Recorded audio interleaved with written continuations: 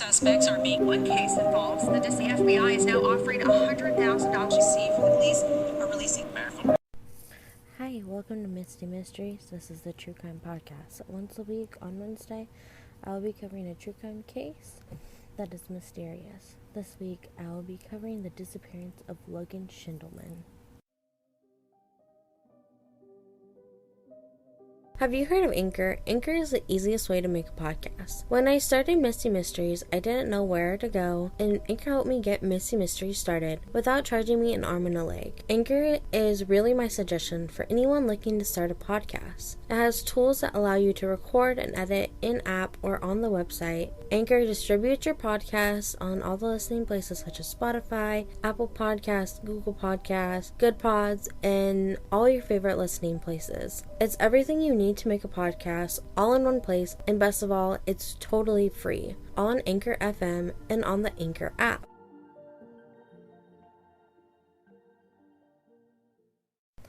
Logan Schiendelman was born June 27, 1996 to mother Hannah Schiendelman.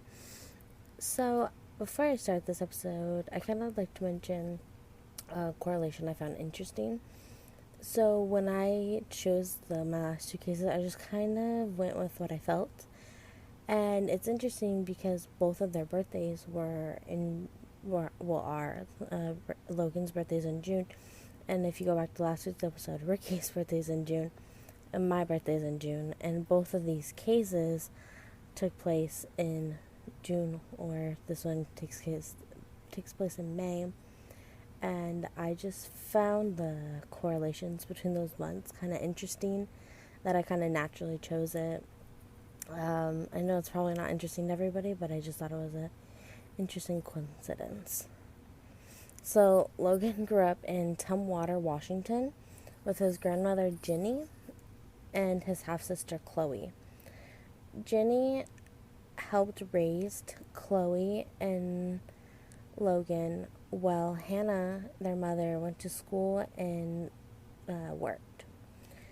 Grandmother Jenny became a legal guardian of Logan and Chloe after Logan was diagnosed with asthma as a kid, and he needed health insurance for treatments and medicine, and Mother Hannah couldn't afford health insurance, so Grandma took guardianship of them.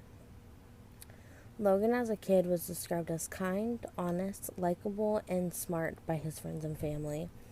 He was a star football player at his high school, Tumwater High School, which he graduated from in 2014. So during high school, like most teenagers, Logan went through an identity crisis, mainly about finding out who his father was. Logan's father was from Saudi Arabia. He met Logan's mother, Hannah, while going to school in Seattle for airplane mechanics. It said that his father's family told him when he was leaving Saudi Arabia to come to America for school, they told him if he got a girl pregnant not to even bother coming home, which is why it's believed that Logan's father wasn't aware of Logan's birth or Logan really as a person. On the podcast Hide and Seek, the host actually was able to he did a very fabulous job on this case, and he does a whole season on one case, and I used him a lot as a source, but he was able to interview families and detectives, and he interviewed Logan's father, who Logan's father said he knew who Hannah was, but he wasn't aware that Hannah was pregnant or that Hannah had a baby or that the baby was his. But it did show that Logan was friends with his father on Facebook. It showed that he was semi-active on his father's page, that he was liking posts his father posted. So one of the posts you can see is that he recently had a baby, and that Logan liked that picture of his dad holding his half-sibling. Despite his identity crisis and what kind of seemed like was a rough patch in high school with his family, Logan was accepted to Washington State University, where he attended his freshman year of college there. After a whole year, Logan returned home to Tumwater to live with his grandmother and his sister, and he was going to finish schooling at the local community college. Adjusting to coming back home wasn't the easiest thing for Logan. He was working 5 small jobs. One of them was being on his aunt's farm. His family said he seemed a little bit more withdrawn since coming back. He turned into a night owl. He spent a lot of nights up online, and he would just research random things. His family also reported that he did always, since high school, smoke marijuana, but he had started smoking a lot. His family said, but I'd also like you to keep in mind that this was in Washington, and it had been legal for a few years at this point. Although he was having a rough time, Logan did try to make the best of this, and he joined a dating app. On that dating app, he met a girl named Carolina. So Carolina was a few years younger than Logan. She was 17. Their relationship stayed online. It consisted of mostly texting each other. Carolina said that they tried to meet multiple times, but something always seemed to come up for Logan, and he couldn't really make his way to her. He was in Tumwater, Washington, and she was in Oregon. So it was always traffic, or he had to work, or something came up. The relationship lasted a few months till his disappearance in May 2016. The morning of May 18th, 2016, when Jenny, Logan's grandma, was getting ready for work, around 7:30 a.m., he told her that he had an epiphany. He said he wasn't sure if he was going to make it. She asked Logan, "Can you please stay home and wait for me to get off work so we can talk more about this epiphany and what's going on with you?" When Jenny got home from work that night, Logan wasn't home. Her being worried, she pinged his phone, which pinged to his mother's house. His grandmother didn't call or text because she thought he was spending the night at his mother's house.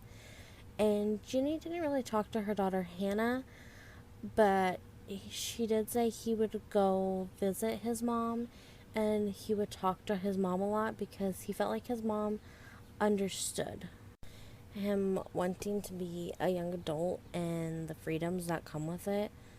But Logan never showed back up on May 19th, 2016. His family tried to reach him, and Carolina tried to reach him too, but no one seemed to be getting a hold of him. His sister Chloe was contacting him, and his grandma, and they were just asking him, "Hey, please come home, please text us, please say something." And Chloe, because Jenny didn't talk to Hannah, Chloe contacted Hannah, her mom, to see if Logan was with her, but Hannah said that Logan wasn't there. On May 20th, 2016, concerned for Logan, Jenny went to the sheriff's office to report him missing, and on that same day, Logan's car was also involved in an accident on the I-5 around 3 p.m. on the southbound lane. 911 got multiple calls about a black Chrysler going across the lanes. The callers said no one was in the car. It was pulled over on the side of the road, like maybe someone was going to the bathroom or they were just out of their car, and it started to go across the lanes. So no one was in the car, and it started to go across the lanes, and the door was open. The car, it only stopped when it hit the barrier that separated the southbound lanes and the northbound lanes. The car, fortunately, was moving slow enough that it had minimum to no damage done to the barrier and just a few scrapes to the car. When the state police got on scene, they couldn't find any blood or any signs of foul play. They only found Logan's cell phone and Logan's wallet. Alongside, in his car, with his phone and his wallet were just miscellaneous things, such as just spare change in the cup holder. He had new Swisher Sweets, which people tend to use it comes in tobacco, and they take the tobacco out to roll marijuana. He had $24, and so his $24, they were 2 10s and 4 1s. And then he had some water bottles, naked juices, and Nature Grain granola bars. The car also had a full tank of gas, and the car was running. When State Patrol ran the car, it didn't have any reports of being stolen or missing, and it had no signs of foul play due to there being no blood or really what looked like a struggle.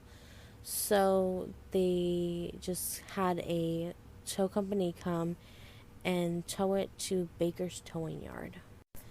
His car being towed and the witnesses on the southbound lane weren't the end of this accident, and these next witnesses kind of had a little bit more mystery to this accident. So these are reports from passengers that were going on the northbound side of the freeway, and they had completely different stories compared to the drivers on the south side, because they had a different view. A California truck driver, he was taking a trip from California to Washington. He saw a person jump out of the vehicle while the vehicle was heading towards the barrier and run into the woods.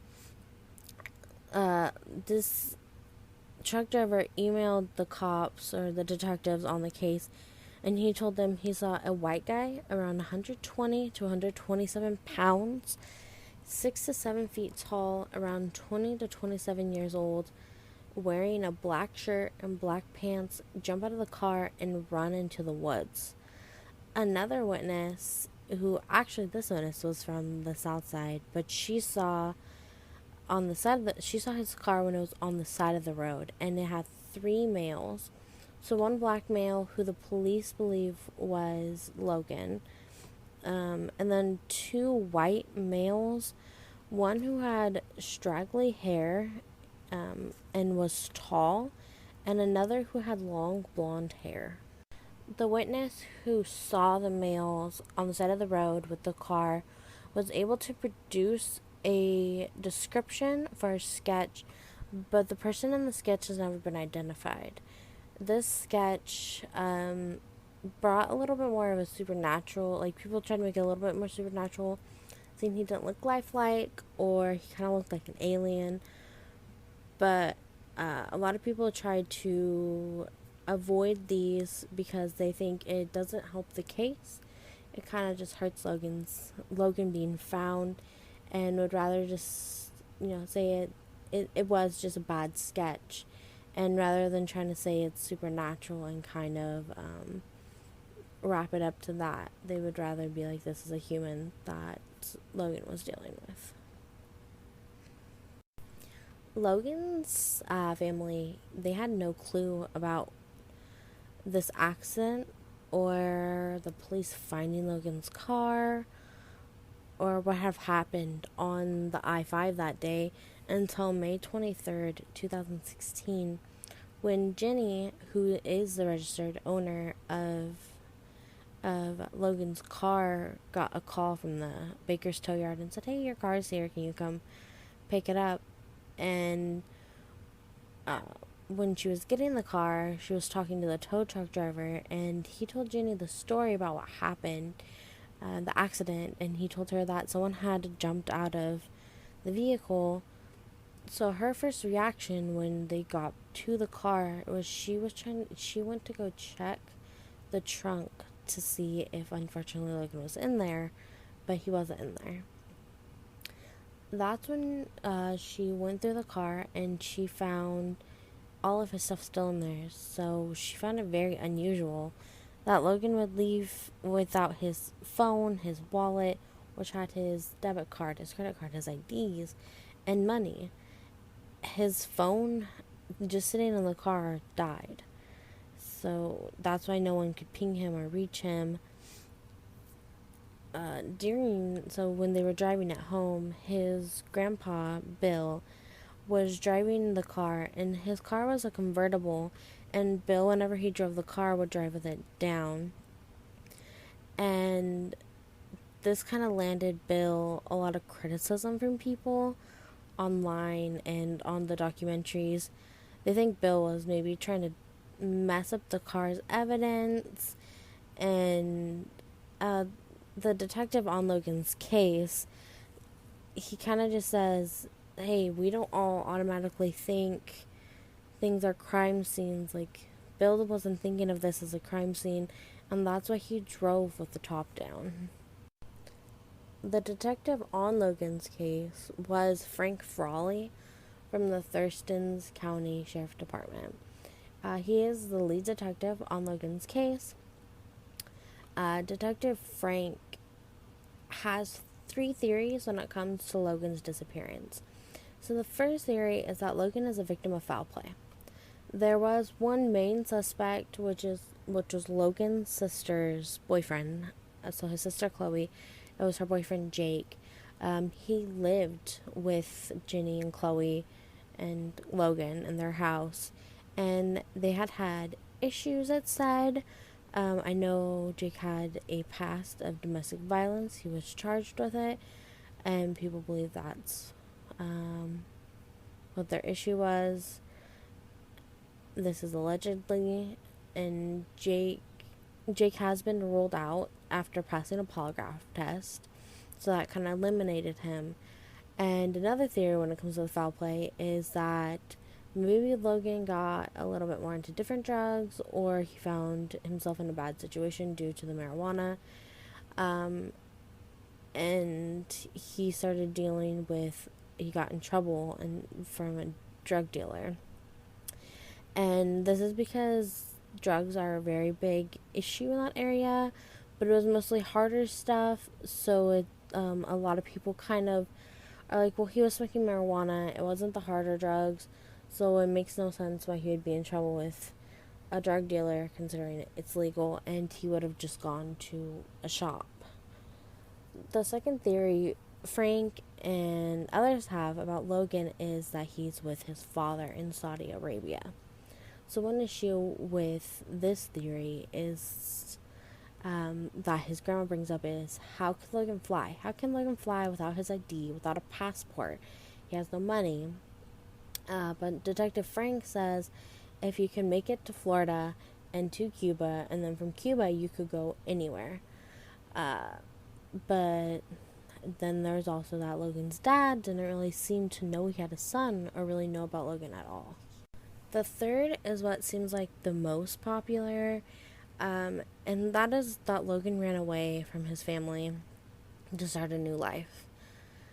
Detective Frank said that in an investigation, that in their investigation,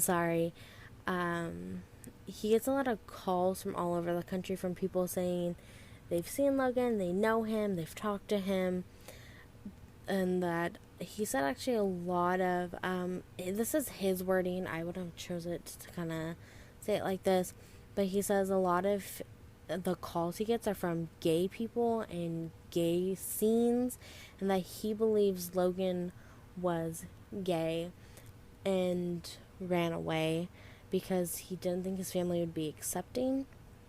But if you looking back, like the investigators looking back at his search history, there's no real search history to prove that he was gay or really anything on his phone to show that he was. So, the Detective Frank, something he also said he tells families and he told Jenny is that it's not a crime to commit suicide and it's not a crime to run away. So that seems like he does lean towards those things.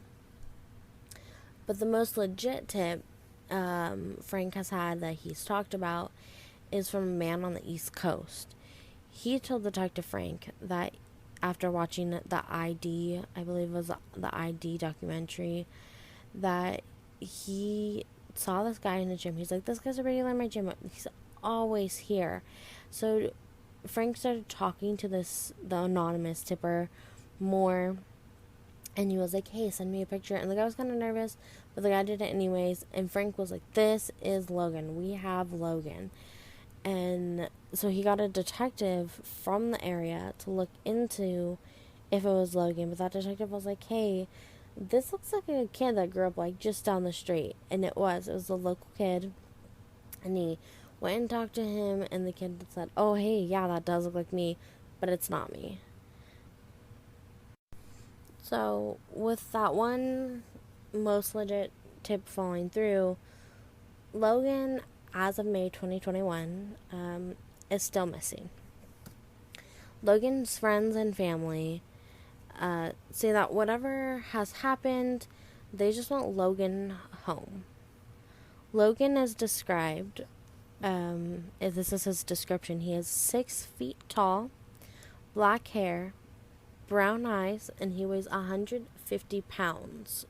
If anyone has seen Logan or knows Logan, they're asked to contact the police at the Thurston County Sheriff's Department.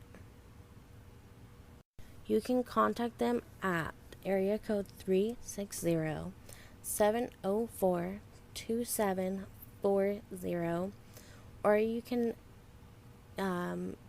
call Detective Frank Frawley, the lead investigator, at area code 360-786-5599.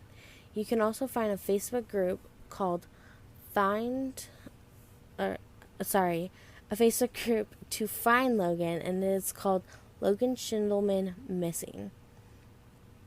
For this episode, I would like to give a huge thank you to the Hide and Seek podcast by James Basinger.